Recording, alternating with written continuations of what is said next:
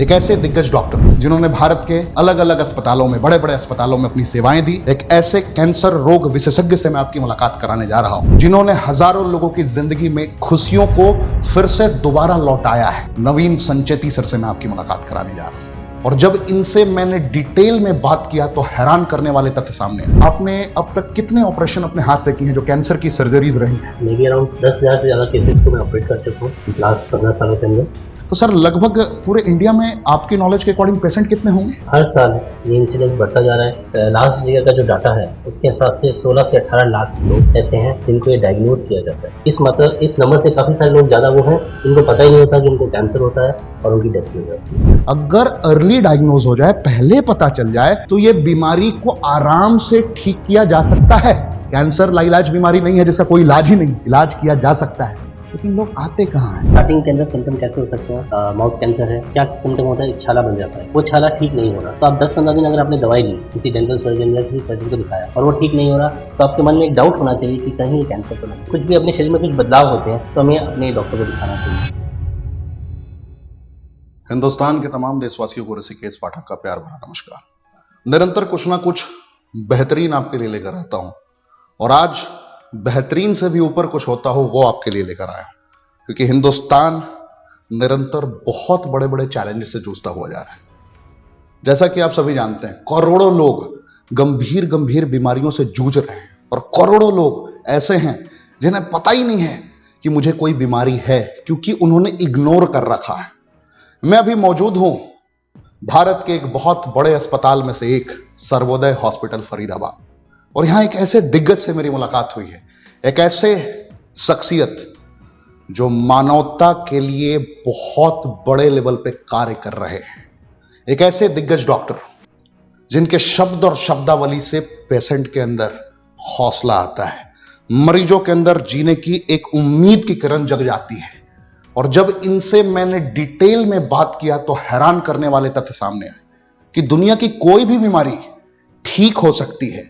लोग वक्त रहते समझते नहीं है, नजरअंदाज कर देते हैं। वक्त रहते अगर समझ जाए इंसान, और वक्त रहते अपने एंड से अगर इनिशिएटिव ले ले, तो दुनिया के बड़े से बड़े बीमारी को ठीक किया जा सकता है। मैं एक ऐसे ऑन्को सर्जन से आपकी मुलाकात कराने जा रहा हूं, एक ऐसे कैंसर रोग विशेषज्ञ से मैं आपकी मुलाकात कराने जा रहा हूं, जिन्होंने हजारों लोगों की जिंदगी में खुशियों को फिर से दोबारा लौटाया है। इसलिए नहीं कि उन्होंने बहुत बड़े लेवल पे कुछ चमत्कार कर दिया, इसलिए उन्हें यकीन था अपने कार्यशैली पर। हजारों लोगों की उम्मीद की किरण डॉक्टर नवीन संचेती सर से मैं आपकी मुलाकात कराने जा रहा हूं। ऐसे दिग्गज जिन्होंने भारत के अलग अलग अस्पतालों में, बड़े बड़े अस्पतालों में अपनी सेवाएं दी। इनके पेशेंट की खासियत यही होती है, इनके मरीजों की खासियत यही होती है कि जो एक बार इनके हाथों ट्रीट होता है, जिन्हें ये अपनी सर्विसेज देते हैं, उनके चेहरे की मुस्कुराहट कभी नहीं जाती। लेकिन इनके अंदर दिल में दर्द भी बहुत है कि मैं चाहता हूं, इनके शब्द और शब्दावली हैं, मैं चाहता हूं कि कभी भी किसी परिस्थिति में, किसी हालात में कोई बीमार ही ना पड़े, क्योंकि हवा, भोजन, पानी तीनों प्रदूषित है। लोग अगर जागरूक रहें, रेगुलर बेसिस पे अगर न्यूट्रिशन का इस्तेमाल करें, रेगुलर बेसिस पे अगर जिंदा खाना खाएं, जैसे स्प्राउट्स, फ्रूट्स, अनकुक्ड आइटम जिसे पकाने की जरूरत ना हो, प्रकृति द्वारा जिसका सृजन हो, तो गंभीर गंभीर बीमारियां होंगी ही नहीं। एक्सरसाइज करें, लोग फिट रहें। बहुत सारी चीजें हैं जो नवीन सर आपको एहसास करा सकते हैं। तो देर ना करते हुए मैं सर से कुछ बातें करूंगा, और सर से बात करने के दरमियान आपको भी बहुत कुछ सीखने को मिलेगा। कैंसर क्यों होता है, कैंसर को कैसे ठीक किया जा सकता है, और कौन कौन लोग ऐसे हैं जो कैंसर से पीड़ित हो सकते हैं और बचने के क्या रास्ते हैं। तो अगली आवाज डॉक्टर नवीन संचेती सर की। नमस्कार सर, स्वागत है। नमस्कार पाठक जी। एंड मैं सौभाग्यशाली हूं कि आज हजारों लोग आज आपकी इस इंफॉर्मेशन को महसूस करके अपने मुकद्दर को संवारने के लिए तैयार होंगे। मैं यकीन के साथ कहता हूं कि आज सर के द्वारा जो निर्देश दिया जाएगा, आप में से सभी के सभी समझ के अपनी जिंदगी में उतारेंगे। तो सर, सबसे पहला सवाल मेरा कि आपने अब तक कितने ऑपरेशन अपने हाथ से किए हैं जो कैंसर की सर्जरीज रही हैं, कम से कम? मे बी अराउंड 10,000 से ज़्यादा केसेस को मैं ऑपरेट कर चुका हूँ। 10,000? ध्यान से सुनिए आप सभी, 10,000 मरीज जिन्हें सर ने अकेले अपने बल पे ऑपरेट किया है खुद से। अब इमेजिन कीजिए कि इंडिया में कम से कम कितने सर्जन होंगे, आप इमेजिन कर पा रहे हैं कितने ऑन्को सर्जन रहेंगे सर इंडिया में?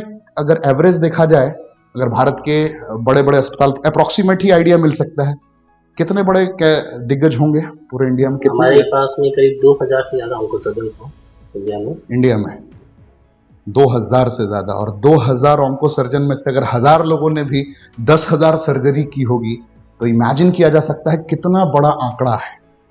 पूरे इंडिया में पेशेंट कितने हैं यह भी हम समझने की कोशिश करते हैं, जिनको पता चल चुका है कि वो किसी न किसी गंभीर बीमारी से जूझ रहे हैं जिसका नाम कैंसर है। वो कहीं का भी कैंसर हो सकता है, किसी को स्क्वैमस सेल कार्सिनोमा हो सकता है, किसी को कुछ किसी को कुछ। तो सर लगभग पूरे इंडिया में आपके नॉलेज के अकॉर्डिंग पेशेंट कितने होंगे? हर साल ये इंसिडेंस बढ़ता जा रहा है। लास्ट ईयर का जो डाटा है उसके हिसाब से 16 से 18 लाख लोग ऐसे हैं जिनको ये डायग्नोज किया जाता है हर साल। और अनफॉर्चुनेटली इंडिया में काफ़ी सारे लोग इस नंबर से काफ़ी सारे लोग ज़्यादा वो हैं जिनको पता ही नहीं होता कि उनको कैंसर होता है और उनकी डेथ हो जाती है। 16 से 18 लाख पर ईयर। इमेजिन कीजिए, परिकल्पना कीजिए 2024 में हम हैं। अगर आज की तारीख से भी हम परिकल्पना करते हैं कि अगर इसी रफ्तार से कैंसर बढ़ता रहता है तो क्या हालात हो सकते हैं। जिनको नया पता चल रहा है, जिनको हो चुका है उनकी बात नहीं हो रही, जिनको नया पता चल रहा है। हालात बिगड़े क्यों हैं यह भी हम समझेंगे, रास्ता क्या है यह भी हम समझने की कोशिश करेंगे। तो नवीन सर, इतनी बुरी हालत हो क्यों रही है पूरे इंडिया में?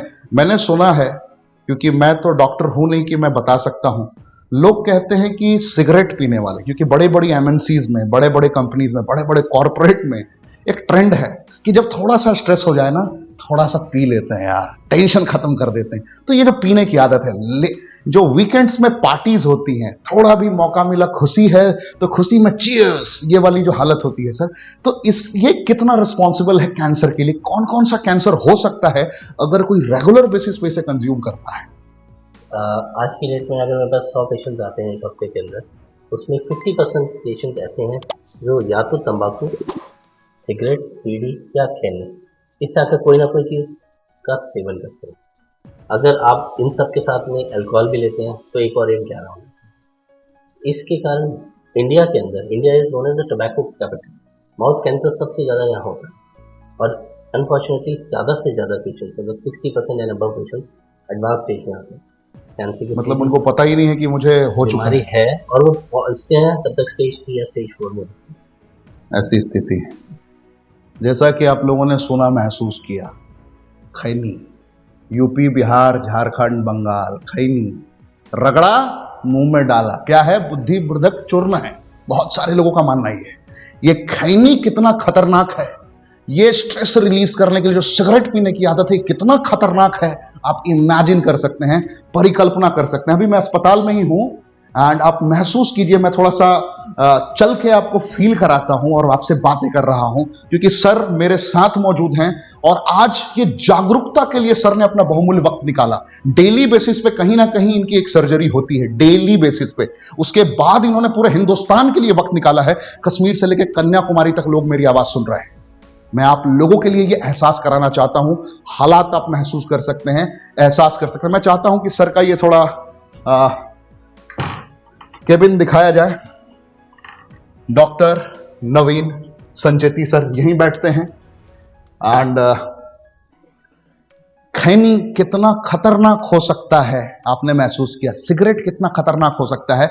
मैंने तो ऐसे ऐसे लोगों को पूरे इंडिया में देखा है जो बाथरूम जब जाते हैं, अर्ली मॉर्निंग जब स्टूल पास करना हो, उस वक्त उनका कहना होता है कि अगर मैं बीड़ी ना पीऊं, सिगरेट ना पीऊं, खैनी ना खाऊं तो मुझे वो होता ही नहीं है, मैं रिलीज कर ही नहीं पाता।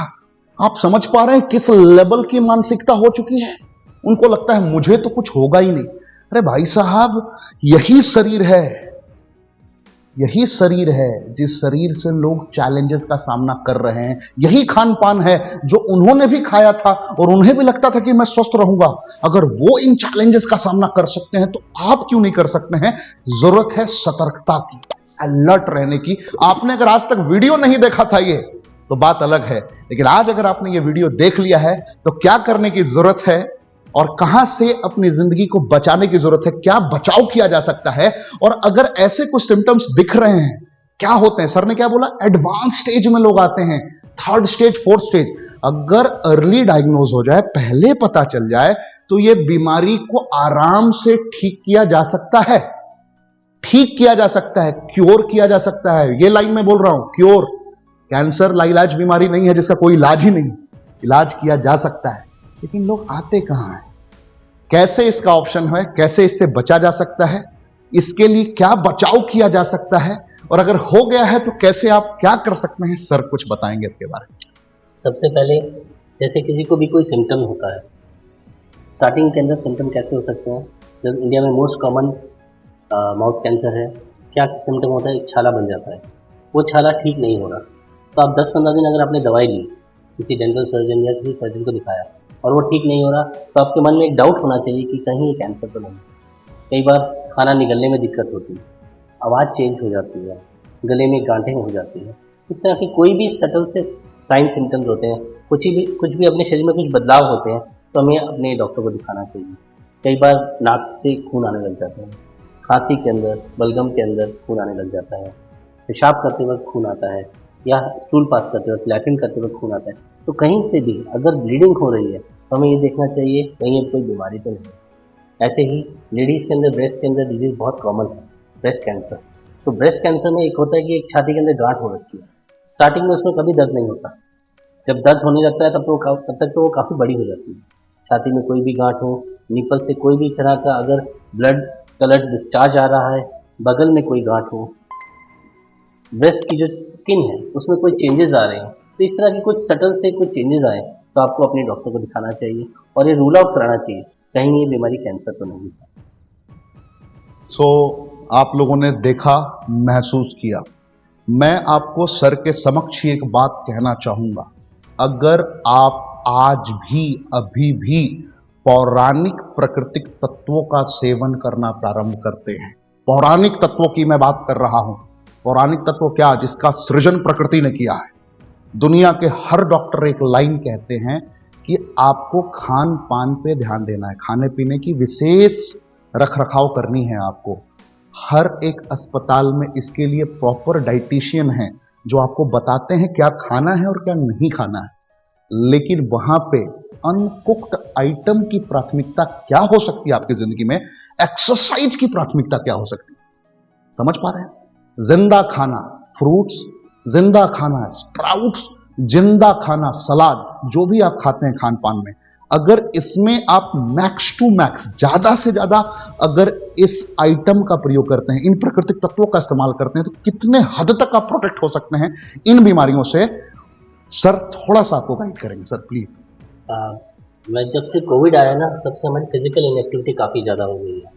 इवन छोटे बच्चों को भी देखेंगे तो वो मोबाइल के साथ में, इनफैक्ट बड़े भी हम मोबाइल देखते रहते हैं।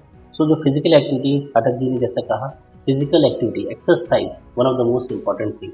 हम क्या खा रहे हैं, क्या पी रहे हैं, कैसा सांस ले रहे हैं, बहुत इंपॉर्टेंट है। हम एनसीआर में रहते हैं, काफ़ी ज़्यादा यहाँ पोल्यूटेड है, लेकिन क्या करें, हमें रहना तो यहीं है। आसपास के एरिया के अंदर पेड़ पौधे लगाए जाएँ, फॉरेस्टेशन की जाए, और सीज़न के अंदर जो फ्रूट्स एंड वेजिटेबल होते हैं, जिसके ऊपर पाठक जी बहुत ज़्यादा स्ट्रेस करना चाहते हैं, ये बेस्ट रहता है। हमारे पेट को उस चीज़ों की ही आदत है जो हम उसको अच्छी तरह से पचा सकते हैं। उसमें बहुत सारे केमिकल्स, बहुत सारे हार्मफुल पेस्टिसाइड जो नहीं होते जब वो सीज़न में आते हैं। अगर बेस सीज़न में वही चीज़ खाएंगे तो वो एक कोल्ड स्टोरेज से आएगा, जिसको काफ़ी तरह के केमिकल प्रोसेस से होते हुए गुजरना पड़ता है। तो first is physical activity, second is खाना पीना, जिसे कहते हैं diet and nutrition, third is avoid करना है उन चीज़ों को जिनसे बीमारी होती है। और सबसे कॉमन इंडिया के अंदर जो चीज़ है वो है तंबाकू, स्मोकिंग और अल्कोहल। तो ये 3-4 चीज़ें अगर हम अवॉइड करें तो हमारे को बीमारी होने के चांसेस कम हो जाते हैं। और सेकंड, जिसके कारण हम आज बात कर रहे हैं, वो है अवेयरनेस। अगर कुछ भी आपको सटल बॉडी के अंदर कुछ चेंजेस है, जैसे आपको कॉन्स्टिपेशन होने लग गया है, बार बार आजकल स्टूल पास किया जा रहा है, रात को आपको बार बार यूरिन पास कर रहे हैं, तो किसी भी तरह की, इस तरह के कोई भी आपको सिम्टम्स हो जो कि नॉर्मली नहीं थे, अब होने लगे हैं, तो आपको अपने सर्जन या गायनेकोलॉजिस्ट को दिखाना चाहिए और रूल आउट कराना चाहिए कहीं बीमारी कैंसर तो नहीं। बहुत बहुत धन्यवाद सर। तो आपने ये महसूस किया, सारे पहलुओं को आपने एहसास किया। आज के वक्त भी आप अपनी जिंदगी को बचा सकते हैं। करोड़ों लोग गंभीर बीमारियों की चपेट में आ चुके हैं और करोड़ों लोग बीमारी के चपेट में कुछ ही दिनों में आने वाले हैं। यानी कि खतरे की घंटी बहुत बड़े पैमाने पर बजती हुई नजर आ रही है। बचने का रास्ता है प्राकृतिक तत्वों का निरंतर इस्तेमाल और सही समय पे अगर ऐसे आभास होने प्रतीत हुए हैं तो आप अपने डॉक्टर से संपर्क करें। तय वक्त पे अगर आपने खुद को संभाल लिया तो इसका रख रखाव बचाव हो सकता है। 100% इसका इलाज है, यह मुमकिन है, यकीन मानिए। अभी मैं आपको यह फील कराना चाहूंगा, एहसास कराना चाहूंगा कि अगर पूरे भारतवर्ष में कहीं से भी आप, जैसा मैंने बताया आपको प्रारंभ में, एक ऐसे दिग्गज डॉक्टर जिनकी आंखों में मैंने जिंदगी की उम्मीद की किरण वाली जो दीप प्रज्वलित होती है ना, उसे मैंने प्रत्यक्ष रूपेण देखा है, महसूस किया है। अमूमन दुनिया के कोई भी डॉक्टर चमत्कार पर यकीन नहीं करते हैं और ना सर भी करते होंगे डेफिनेटली, लेकिन मैं एक इंसान होने के नाते, एक सिंपल इंसान होने के नाते यह लाइन जरूर कह सकता हूं, क्योंकि परमात्मा के द्वारा भेजे गए एक दूत के समान है ये। एक इंडिविजुअली ये स्टेटमेंट तो मैं डिलीवर कर ही सकता हूं, एक व्यक्तिगत राय है ये मेरी, क्योंकि लोगों के चेहरे पर वो मुस्कान मैंने देखी है, उनके फैमिलीज। देखिए, बीमारी से पेशेंट जितना पीड़ित होता है ना, उससे कई गुना ज्यादा पीड़ित उसके परिवार वाले होते हैं। परिवार का दर्द वही जानता है जिसके परिवार में कभी कोई कैंसर हुआ है। हर इंसान छत बिछत वाली स्थिति में होता है, ना खाने का ठीक होता है, ना बैठने का ठीक होता है, बिखर जाता है परिवार। कब रोना है, कब मुस्कुराना है, कब खाना है, जिंदगी से सब खत्म हो जाता है। और उस परिवार में अगर कोई इंसान हैंड होल्डिंग सपोर्ट देता हो और कहता हो हाथ पकड़ के कि I am with you, I am with you, जीत हार सेकेंडरी है, मनी सेकेंडरी है, प्राइमरी है आपका हेल्थ। क्या करना होगा, मैं अपनी जिंदगी की बेस्ट ऑफ द बेस्ट करने की कोशिश करूंगा, कि स्टेटमेंट होता है डॉक्टर नवीन संचेती का। और कुछ नहीं कहूंगा, ये कोई मेरी प्रमोशनल वीडियो नहीं है, मैं कोई प्रमोशन के लिए नहीं बना रहा। दिल की बात थी, बड़े करीब से महसूस किया है, बड़े करीब से महसूस किया है, और दिल की बात थी, आपके दिल तक पहुंचानी थी। आपको लगता हो कि और भी किसी इंसान को इस तरीके की इंफॉर्मेशन की नीड है, जो कि हर घर की जरूरत है, ये उस इंसान तक ये वीडियो जरूर पहुंचाइए। और अगर आप ये YouTube पे देख रहे हैं तो चैनल को सब्सक्राइब जरूर कीजिए, Facebook पे देख रहे हैं तो आप फॉलो का बटन जरूर दबाइए। जैसा कि आप सभी ने वीडियो में देखा, आखिर तक अगर आप बने हुए हैं तो डेफिनेटली आप अपने स्वास्थ्य के प्रति जागरूक हैं। मैं आप सभी को बताना चाहूंगा कि जिंदा खाना की इंपॉर्टेंस समझ लीजिए वक्त के रहते, अन्यथा वक्त नहीं मिलेगा वक्त को बदलने के लिए। डॉक्टर नवीन संचेती सर ने अभी क्या कहा कि अगर थोड़ा बहुत भी महसूस हो रहा हो कि कुछ अनयूजुअल चीजें हो रही हैं आपके साथ जो नहीं होना चाहिए था, कुछ अगर सिम्टम्स दिख रहे हैं तो इग्नोर मत कीजिए। बहुत सारे लोग नजरअंदाज कर देते हैं। जब तक हिंदुस्तान में 4 लोग एक इंसान को लाद कर अस्पताल ले जाने वाली पोजीशन में ना हो, तब तक लोग संभलते नहीं है। ये हिंदुस्तान की सबसे बड़ी समस्या है, भारत की सबसे बड़ी समस्या है। आपको समझना पड़ेगा, जागरूक होना पड़ेगा। इस वीडियो में आपको एहसास कराया गया इनडायरेक्टली कि अगर जिंदा खाना आपकी लाइफ में है, जैसे स्प्राउट्स, फ्रूट्स, सलाद आपकी जीवन का पार्ट है, 70% अगर जिंदा खाना आपके जिंदगी का पार्ट है, तो 30% मुर्दा खाना भी चलेगा। यानी कि अनकुक्ड आइटम 70% है आपकी लाइफ में, तो 30% कुक्ड आइटम भी चलेगा। याद रखिएगा, पका हुआ जो मानव निर्मित है, मानव द्वारा जो पकाया जा रहा है, वो मुर्दा खाना है। और जिसका सृजन प्रकृति ने किया है, जैसे पपीता, जैसे लीची, आम, सेब, ये सब का सब जिंदा खाना है। स्प्राउट्स, अंकुरित चना, मूंग, क्या है? जिंदा खाना है, क्योंकि इसे आप चाहकर भी बाजार से कुछ भी खरीद के लाके पका नहीं सकते। इसका सृजन प्रकृति द्वारा ही होता है। बस इसकी इंपॉर्टेंस को समझ लीजिए।